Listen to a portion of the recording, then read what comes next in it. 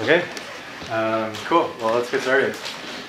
So welcome to Hard Earth. For those of you who haven't been here before, we are sitting in Robley Hall, which is a living lab for sustainability. So the Hard Earth Speaker Series is one of the outreach, an outreach event to help get people in Robley and see what's going on. So every quarter we have 4 graduate student speakers, and then we have a capstone speaker at the end with an overall theme for the quarter, this one being climate impacts.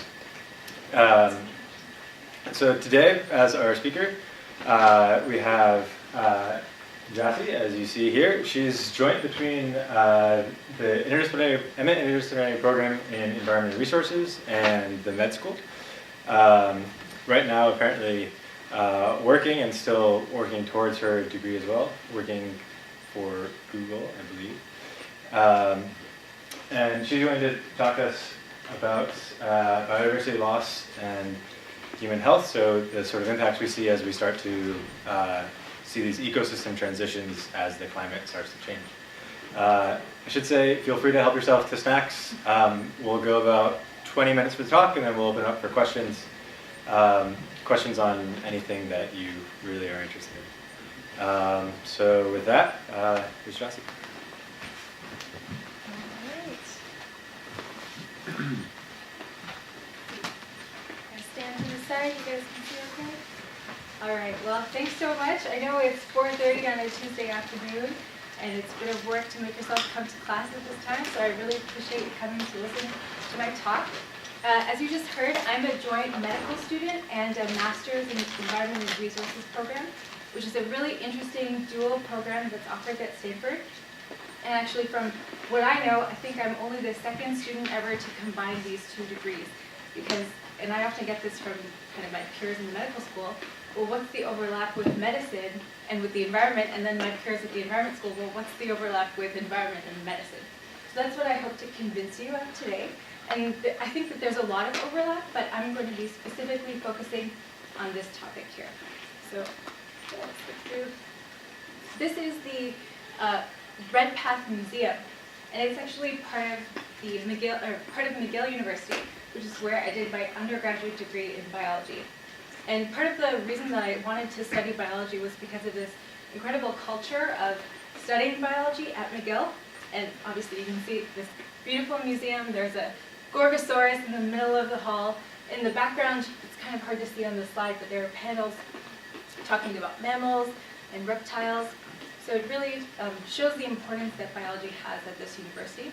But the other thing that I want to point out is that all of this research is kind of hidden away in a museum that's currently empty, you can see, behind glass cases, and it's not really being acted upon in the world or in industry.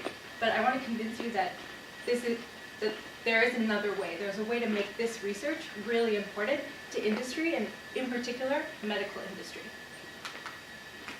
When I was studying biology, I learned about this concept called biodiversity, which is just a conjunction of biological diversity, and it refers to all of the species that exist. So you can think of it on a species level, all of the species that exist. It can also exist on a genetic level or an ecosystem level. And that's why I'm showing this beautiful photograph of the rainforest of Thailand. Rainforests are known to be biological hotspots. There are these dense places of the earth where a lot of species live, much more than the average you would expect in a square foot of similar size somewhere else. And it's actually estimated that the rainforest, which estimates vary anywhere from 2 to 10%, but this small area of the world contains over 50% of the land's terrestrial species. So biodiversity isn't evenly spread across the globe. There are these different hotspots. And this image on the side here is a really beautiful image from a textbook from the 1800s, where biologists were drawing out, these are actually all different species of beetles. So we're drawing up by hand all of the different species, cataloging them, but despite all of this work, we still haven't identified the majority of species that exist. We've only identified 1 in 5 of all the ones currently on the planet. I tried to make this to scale as best as I could, but it's really hard with these big numbers. So if you look at this big gray circle, those are all of the species that have ever existed on the Earth. About 5 billion, although it's really hard to estimate. The little green dot is all the species that currently exist on the Earth. So you can see over 99% of the species that have ever existed have gone extinct. And if I was to take that little green dot, blow it up over here, the light green area is all of the ones that we've been able to document. So you can see that the majority have not yet been documented. So what's happened to all of the other species? They've gone extinct. Most of this occurs during what are called the 5 mass extinction events. Their names are here, but the one that you might be most familiar with is this last one, KT. That was the extinction of the dinosaurs. Around 80% of the species that existed on the planet at that time went extinct, and the most likely causes are either an asteroid impact or volcanic activity. So a lot of species go extinct during these mass events, but in between the mass events, there's this basal background rate of extinction. And so what some people sometimes offer as a counter-argument is that, well, species are going extinct all the time. There's this background rate, it's part of the natural order of things, we should just accept that. But there's really interesting research that shows that even if you take the background rate into account, the current rates of extinction are exponentially greater than that. And so that's why people say that currently, they're naming the current age the Anthropocene, named after humans, and it could potentially be the next big mass extinction event.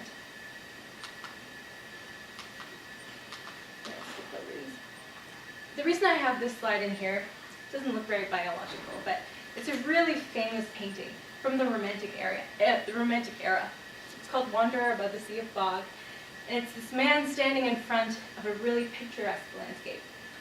This is kind of the way that we currently think about nature, or at least a lot of people think about nature in this way. It's this place that you can go to, that's somewhere separate from where you currently are. It's a beautiful place, it never changes, and when you feel like it, you can go on a visit to nature. But the argument that I'd like to make, and what modern biologists are trying to make, is that nature isn't a place that you go and visit that's different from where you live. It's actually the same place, and it isn't a place that is just valuable for its aesthetic qualities. It's actually really valuable as a part of the economy and as an economic driver because of all of the things that it offers you. It offers free, clean air, purifying your water, mitigating floods. All of these different things that the environment does should actually be considered services that have economic value that you can put a dollar label on, that are incredibly important and that are not just valuable because they're beautiful, because they're somewhere you can go on a hike to. So what my research is really focusing on is adding one more thing to this list, which is medicines. When I was a medical student, I didn't learn about any of this. I was really shocked to find that half of the 100 most prescribed drugs in the US actually come from natural sources. And I was even more surprised to know that even the new drugs, the most advanced cutting-edge drugs coming out in the last 25 years, half of them have come from natural sources. I don't know if any of you here have a medical background, but these drugs here, they're not, I guess what I want to say is people usually think of a drug from a natural source as a herbal remedy or something that's weak, something that's not potent. But these drugs on this list are some of the hardest hitting drugs that medicine has, that are really common and that are really valuable in the industry. I'm going to skip over these slides. So I wanted to give you some examples that you might be familiar with. And for this example, the name kind of gives it away, but you can see there's some mold growing on this bread. And if any of you are familiar with the Alexander Fleming story, this was how penicillin was discovered. Penicillin is an antibiotic that's derived from a mold that was found to be growing in the natural environment. And it actually derives from ancient Egyptian times where doctors would put moldy food or moldy bread on wounds in order to aid in the curative process. This photo here is bark from the willow tree, and it's how aspirin was discovered. Aspirin is a really important medication. It has all of these functions of reducing fever, It can actually prevent and treat heart attacks. It's used every single day at Stanford Hospital. And it's from natural plant-derived sources. This really funky photo here is a sea sponge.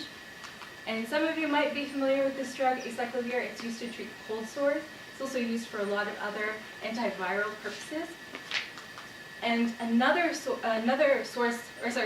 drug that comes from this source of sea sponges, tongue twister, is zidovudine, which is an anti-HIV treatment medication really commonly used. And the reason that I put both here is because some biologists say that sea sponges and other animals of this, or other species of this type, are just this cornucopia of pharmacologically active compounds that no one is really paying attention to. This example here is the Brazilian pit viper. So this guy is really poisonous. If he bites you, you drop dead instantly. And the reason is because your blood pressure goes to 0.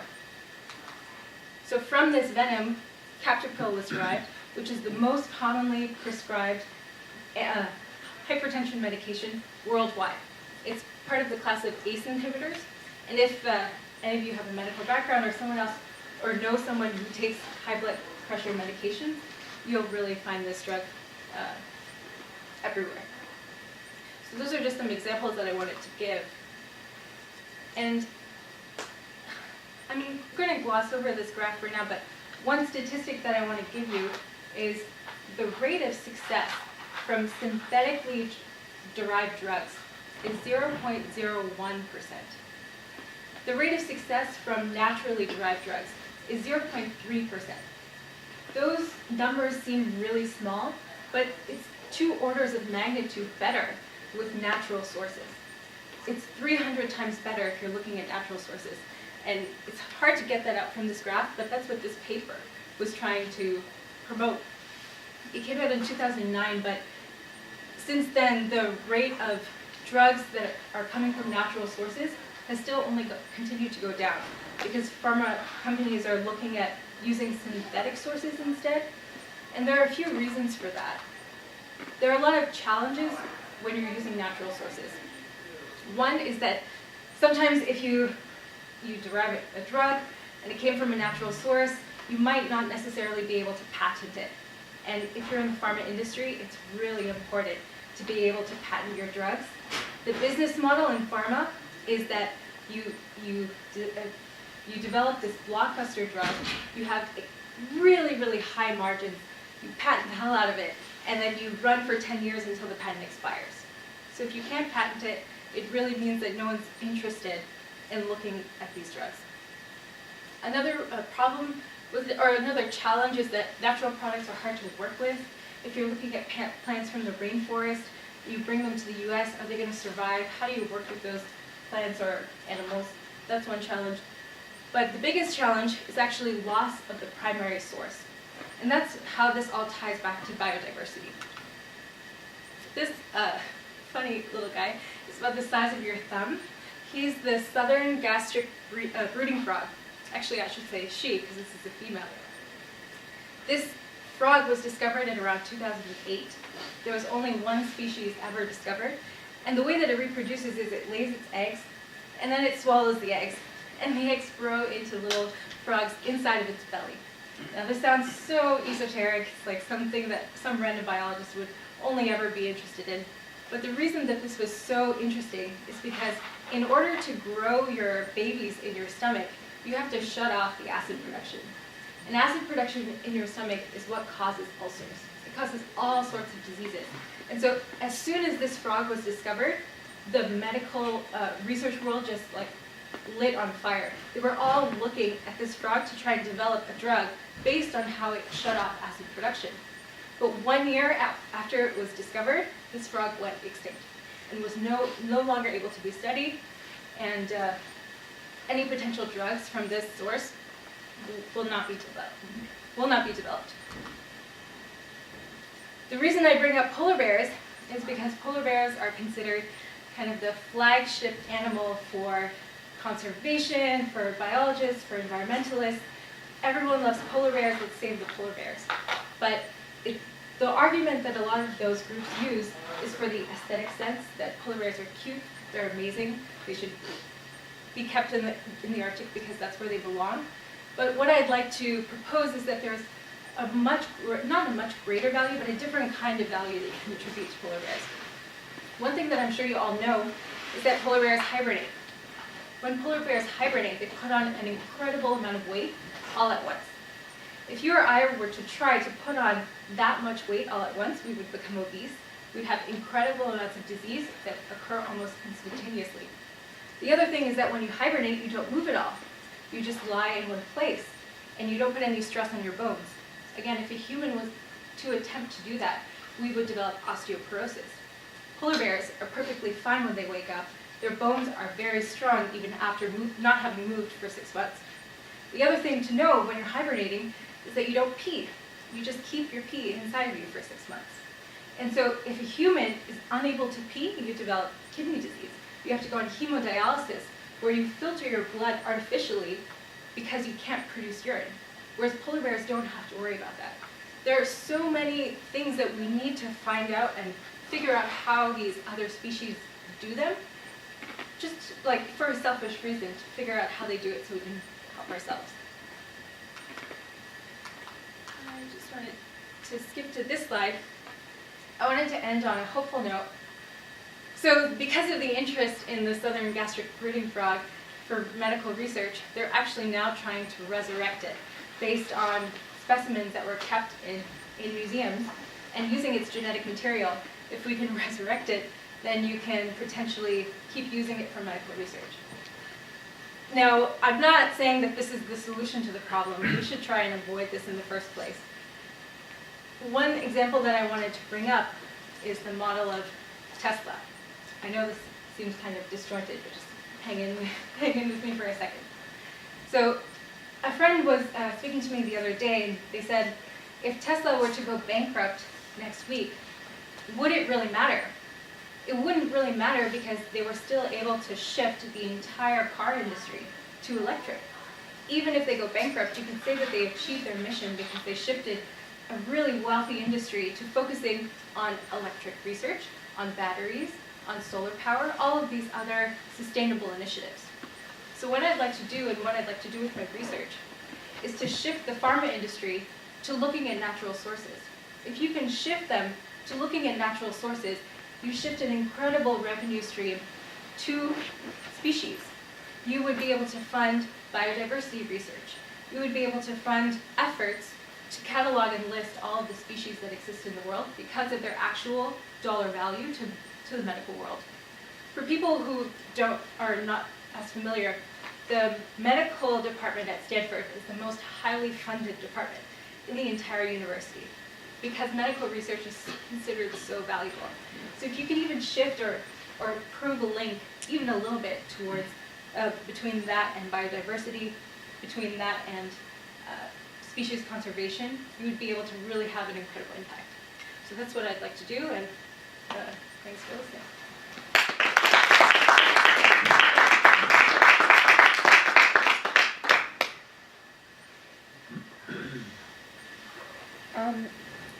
You said that the high blood pressure medicine comes from the Brazilian viper.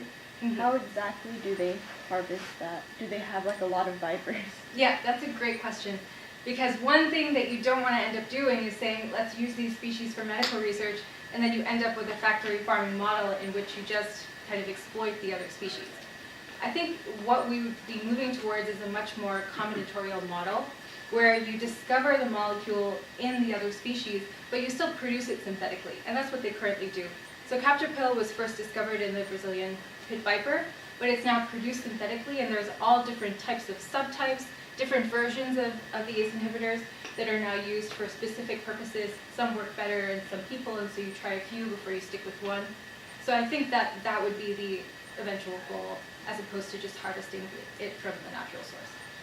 And just a question to that, I was wondering, can you explain exactly the difference between natural and synthetic? Because a lot of things claim to be like all natural, but what does that even mean? Yeah, absolutely. I think in pharma, it means a very specific thing. So if you're a pharma company, one way that you can develop drugs is that you have a synthetic compound library, which is essentially just a library of molecules that you have created using just like your chemistry lab techniques, and that's considered your synthetic compound library. Natural source means that you did not derive that molecule just from experiments in your laboratory in order to create it the first time. The first instantiation, or the first time that that molecule was discovered, was in a natural source. And then subsequently you can still produce it synthetically once you've seen that first template and seen how it works.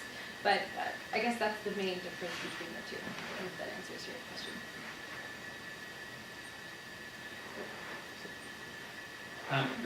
Two questions.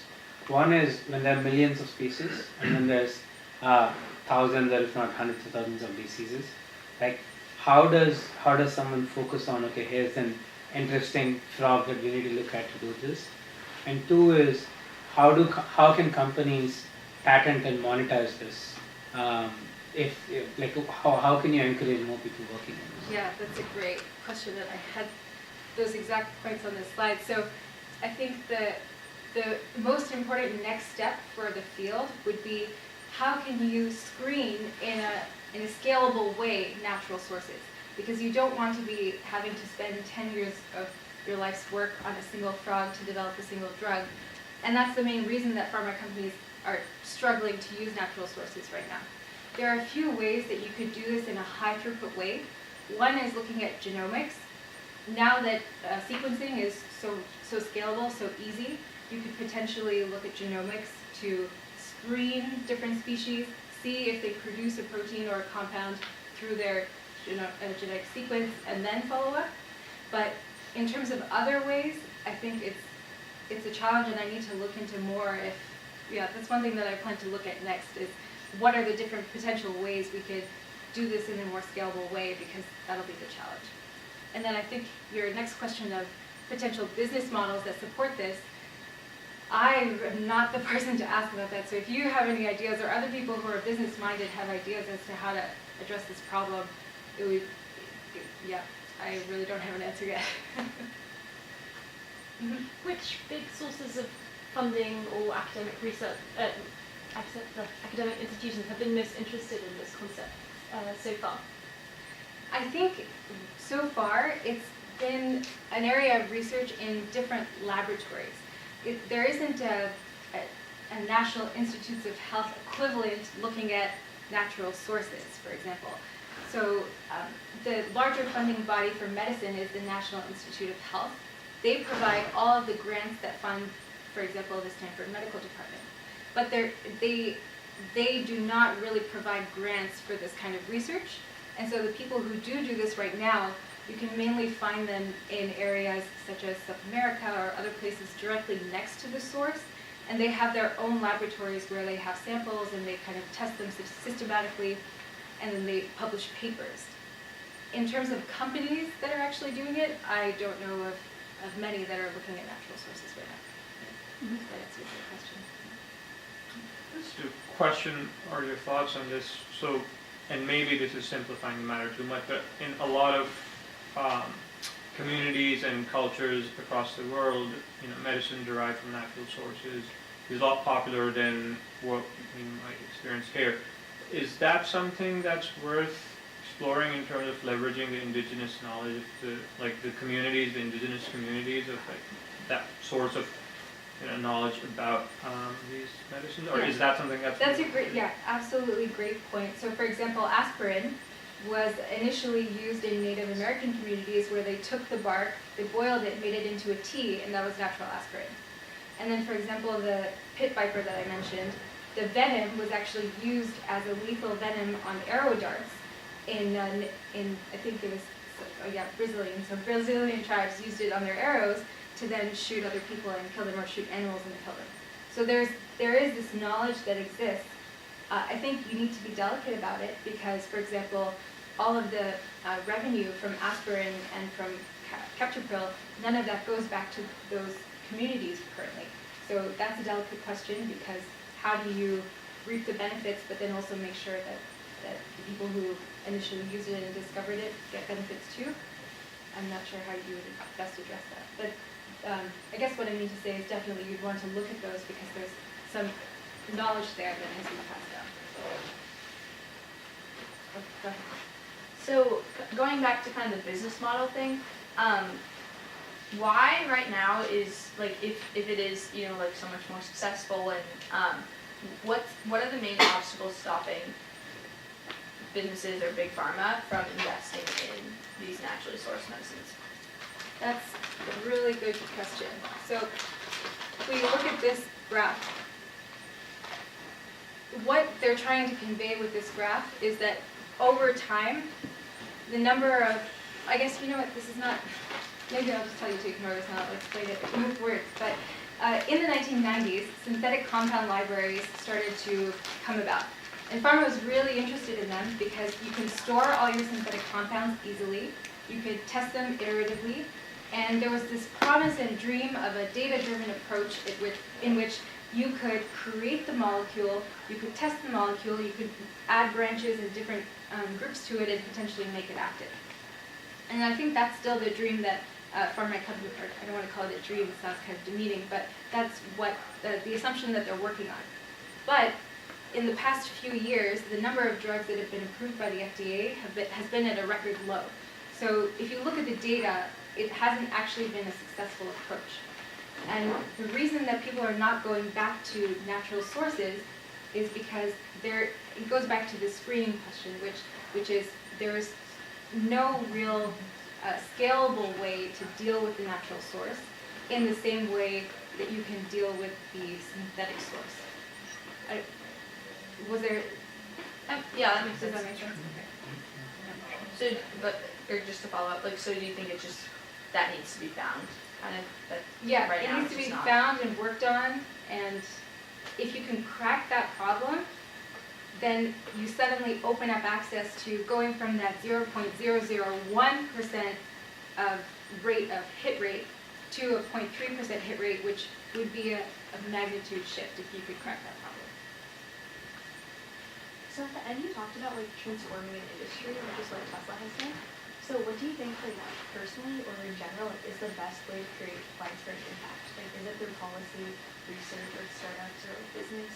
Or It's a question I ask myself every day. I think the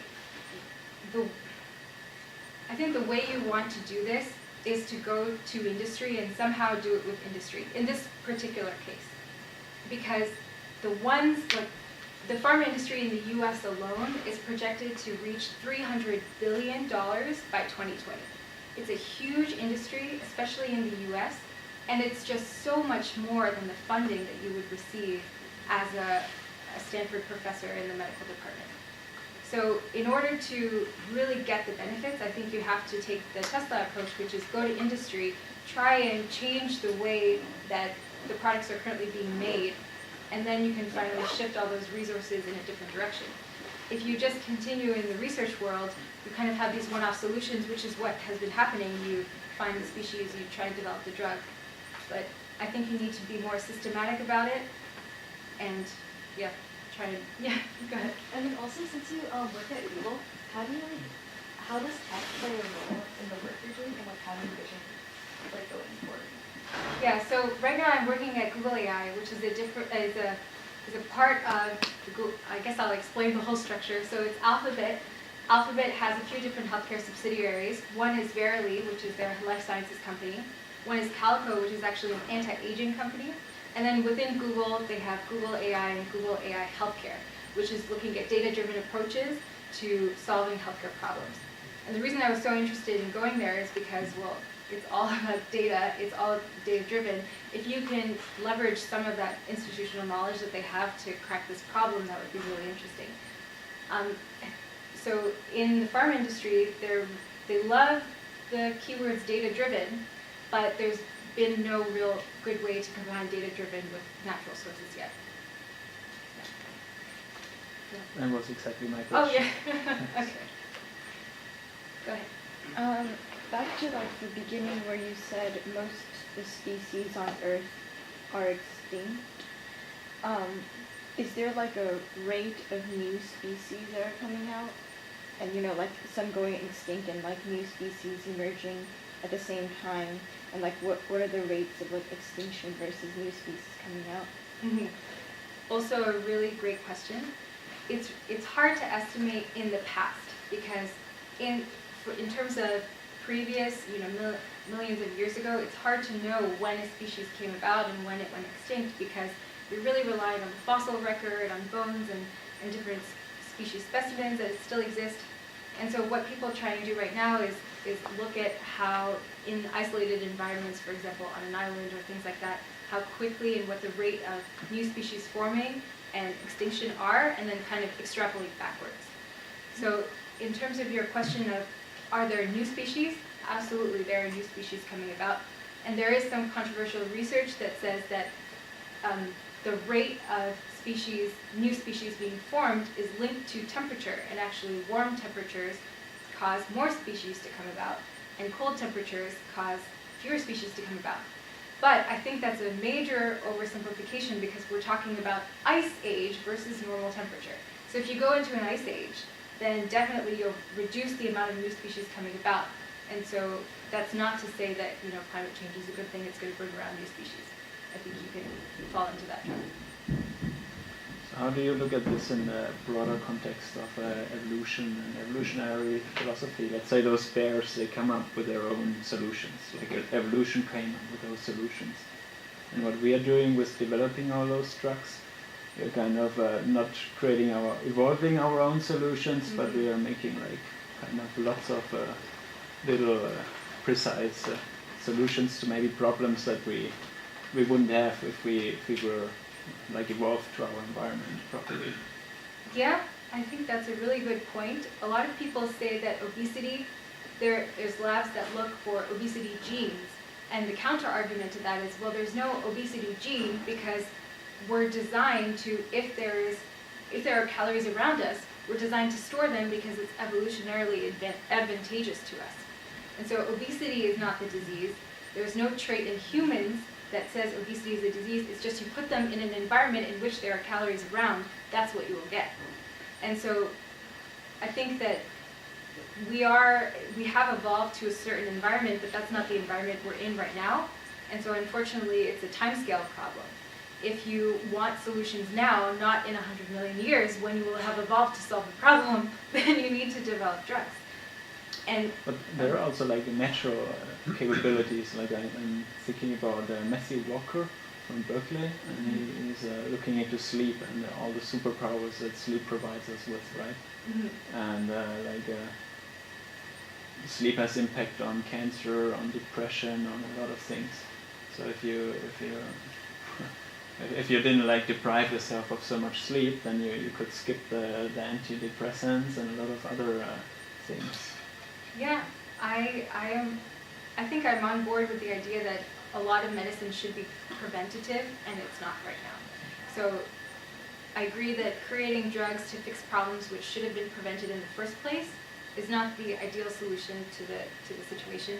In terms of high blood pressure, well, you shouldn't have eaten so much sodium in the first place, and things like that. Not to blame people, that's not the way that I meant it.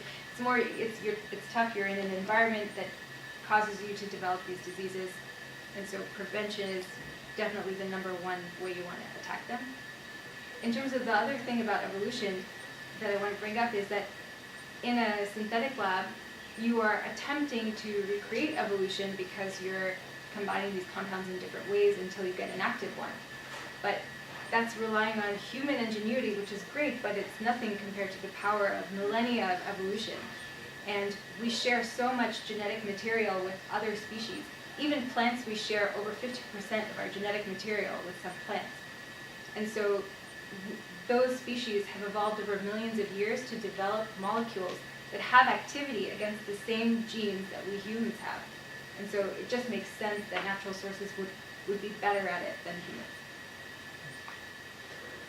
Is there any infrastructure in place to help biologists, go out into the field and specifically look for compounds that are beneficial to pharma? There are some. You can go. There are some. One that I am thinking of is close to the Amazon rainforest, where they have this place you can go and sample the different species that they have in their lab and try and test it. But I mean, that would be the dream. If you had some kind of open source way, or somewhere where if you are a biologist and you want to, you have some question about a species, you can just go to a company and say, can you test this species for this for me? Or so, like, all of these things would be really incredible if they existed, but I don't yet think that they do. Does pharma tend to hire their own biologists to do any of this, or not? That's a great question. I think I would have to go work at pharma to figure it out. Did they try to hire you?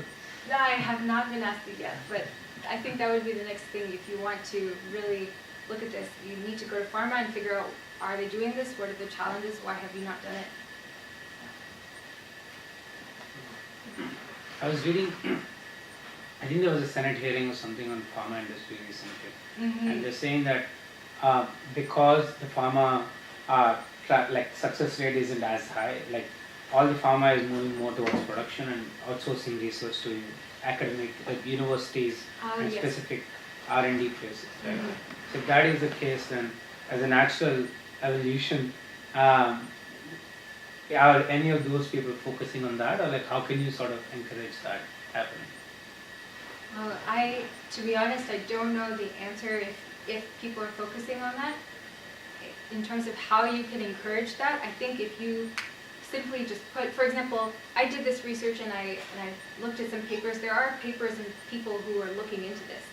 And so if you can just add to that body of knowledge and show that this is actually a real scientific thing, it's not just, oh, let's look at some plants and animals and maybe we'll find something healthy for us.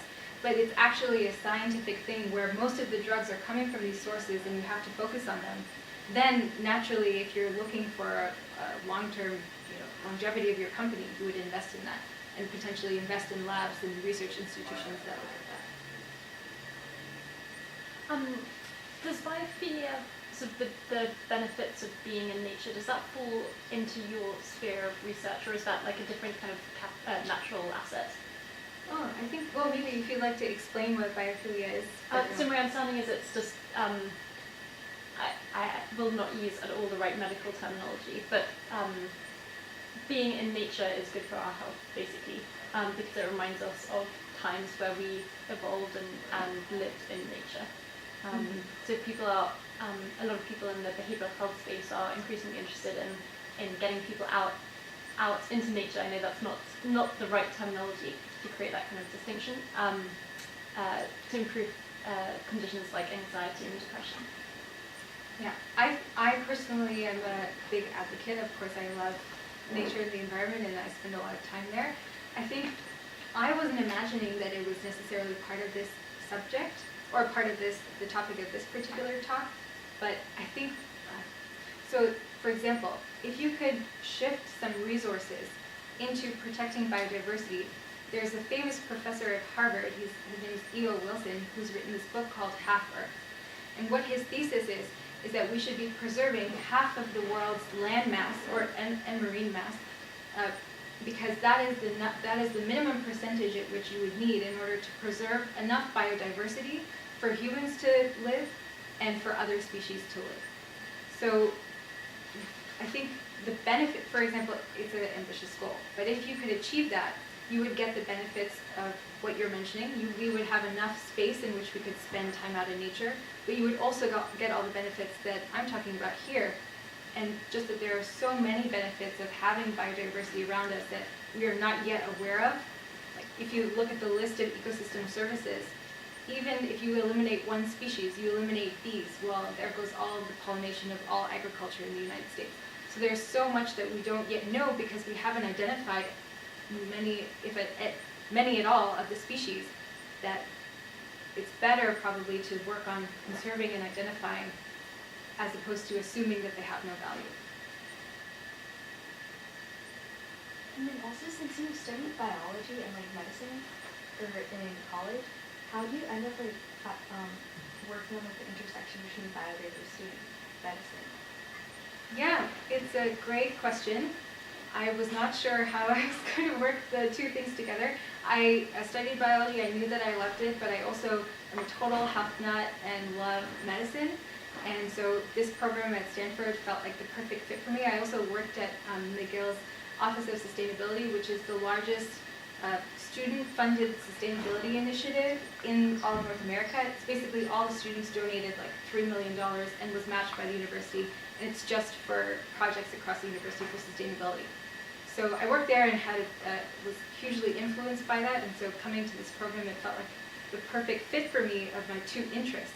But when I started, I had no idea how they would overlap. I just had this gut feel that, of course, it's important for medicine. I just didn't know how you could quantify that. And then I started reading, textbooks and papers, and I really felt like, okay, this is a clear value link between the two that could potentially make a big impact. So that's why I wanted to research it.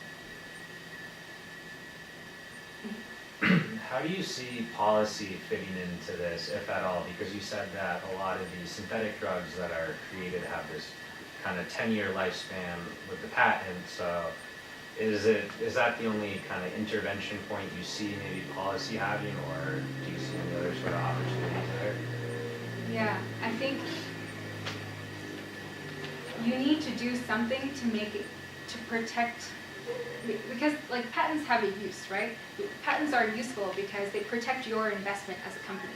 You don't want to invest all this money into something that you will never see the return of because there's no patent on it. So there's definitely a utility there. But I think you're completely right that there needs to be some other kind of regulation to also protect the investment that companies would make in natural sources. But I need to talk to some law students or something about that.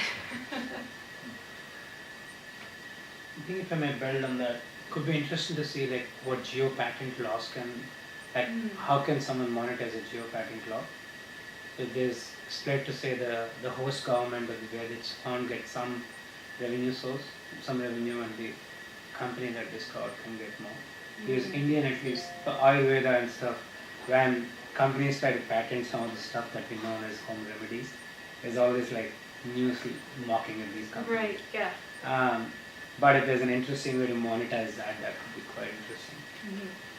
Yeah, there's so much kind of like backlash, but also people are mocking it. There's a lot of confusion about how valuable and how potent these medications can be, and then who gets the credit for that? If it's the Ayurvedic source that you look at or something else. So, complex space. All right, well, we're just about out of time, so let's give another round of applause.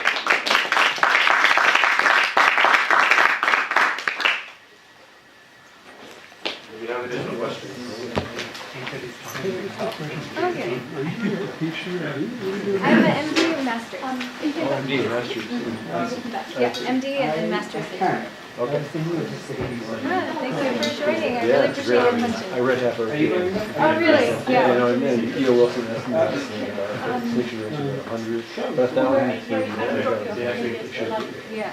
Yeah, it's so when people say, extinction is higher, you have to compare the rates.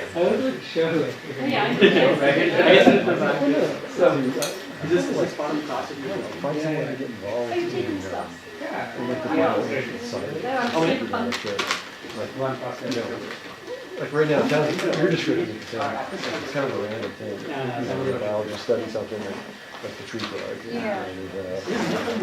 that potential, but it's kind of random. And it seems like a big company. Yeah, I mean, if you're in the benefit of Roche or something to do that, or to have like their biological, their rainforest view, that does nothing like that. Yeah. Why haven't they said that? Yeah, you need to talk to someone, see if they have maybe. Yeah.